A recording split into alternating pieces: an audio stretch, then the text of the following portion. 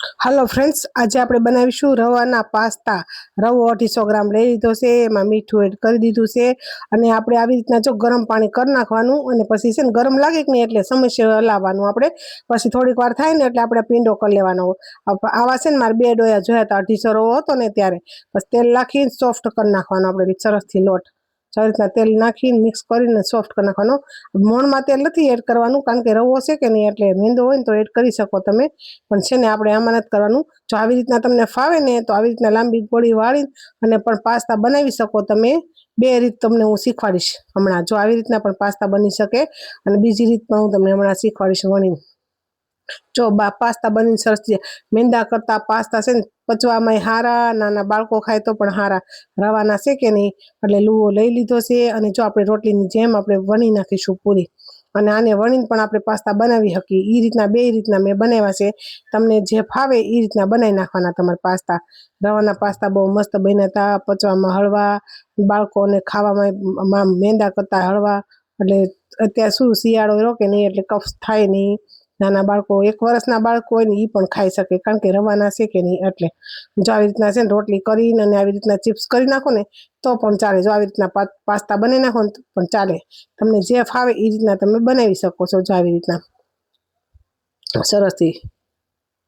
તમને મારા જો આ પાસ્તાની રેસીપી સારી લાગે તો લાઈક, શેર, સબસ્ક્રાઈબ કરી દેજો એક વખત ચેનલને. ને કેવી લાગી રેસીપી પણ કોમેન્ટમાં જણાવી દેજો. જો આવી રીતના બધા પાસ્તા આપણે છે ને બનાવી નાખીશું. જો બધા પાસ્તા બની ગયા છે અને આપણે ઢોકળીઓનું છે ને પાણી મૂકી દીધું હતું ગરમ થવા. એમાં પણ તમે બાફી શકો અને પાણીમાં પણ બાફી શકો. ગરમ પાણીમાં આપણે બાફીને એમ પણ તમે બાફી શકો અને વરાળથી પણ તમે બાફી શકો. અમે છે ને આવી રીતના બાફ્યા હતા તો પણ સોફ્ટ થાય છે. વરાળથી બાફો ને તો પણ સોફ્ટ થાય છે. જો આવી રીતના છે ને મસ્ત બફાઈ જશે. 5 જ મિનિટ થાય છે બફાતા, બહુ વાર ન લાગે. રવો છે ને એટલે મેંદો હોય ને તો થોડીક વાર લાગે. જો સરસ થઈ ગયા છે બફાઈને. અને આપણે એમાં કાંદા અને ખાલી આપણે શું કહેવાય મરચી જ લીધી છે. બટર લઈ લીધું છે આપણે. પેનમાં થોડુંક બટર લઈ લેવાનું અને થોડુંક તેલ પણ લઈ લેવાનું. બટર બળે નહીં એના માટે. બટરથી છે ને બહુ મસ્ત ટેસ્ટ આવે. અને એમાં જીરું 2 દાણા એડ કર્યું છે અને મરચી એડ કરી છે. એમાં રાઈ ને એવું તો કાંઈ એડ કરવાનું ન હોય પાસ્તામાં. અને આપણે છે ને જો આવી રીતના કાંદા કટ કરી નાખ્યા હતા અને કાંદા એડ કરી દીધા છે.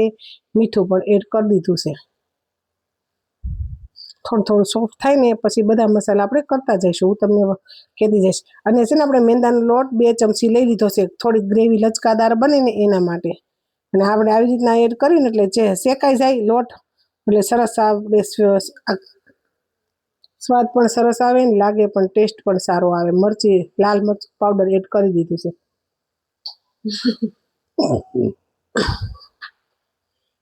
જો પાણી એડ કરી દેવાનું.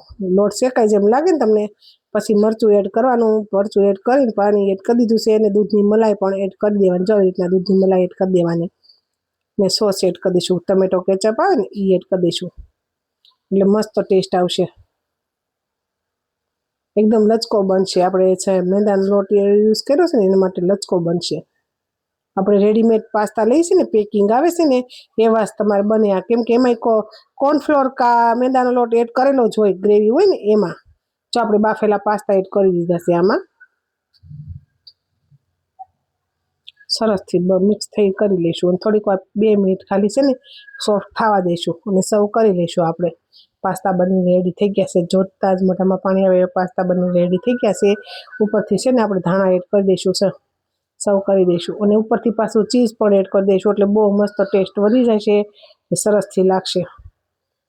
ડબલ ટેસ્ટ થઈ જશે. એક આપણે મલાઈ એડ કરી છે અને ઉપરથી પાછું આપણે ચીઝ એડ કર્યું છે તો ખાવામાં પણ સારા. મલાઈ એડ કરી છે એટલે. જો તમને મારી રેસીપી સારી લાગી હોય તો લાઈક, શેર, સબસ્ક્રાઈબ કરવાનું ભૂલતા નહીં. આવજો બધા. જોઈ શકો છો તમે